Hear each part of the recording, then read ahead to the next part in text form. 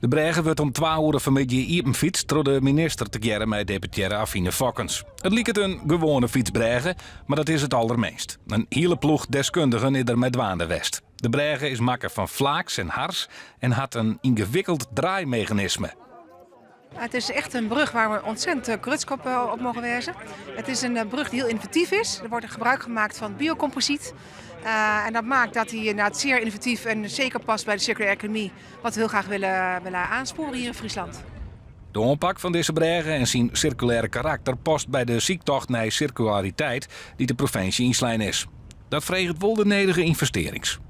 We hebben een heel soort ontwikkelkosten in de matten, investeren matten. Tegelijk met de TU Delft, in Osnabrück en in Leuven, Traja Universiteit. Nou, dat kost een heel soort. Dus ingenieursbureaus hebben hier een heel soort thinkwork in zetten matten. Ja, dus er zitten wat bijkomende kosten bij wat hoger dan gewone bregen, zeg maar. Het ontwerp van de bregen kreeg al verskate prijzen vanwege het vernijende karakter.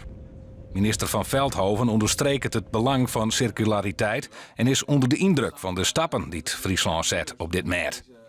De circulaire economie, dat is de economie waarin we geen afval meer produceren, maar alle grondstoffen opnieuw gebruiken, is een essentieel onderdeel van het halen van de doelen van Parijs. En als we deze wereld leefbaar willen houden, ook voor onze kinderen, dan moeten we zorgen dat we minder CO2 gaan uitstoten. Dat doen we door zonnepanelen en windmolens, maar ook moeten we echt naar de grondstoffenkant kijken. En deze brug is het levende bewijs dat dat prachtige resultaten kan opleveren. Heel veel innovatie, goed voor het bedrijfsleven. Ontzettend trots op Friesland dat ze dit hebben weten neer te leggen.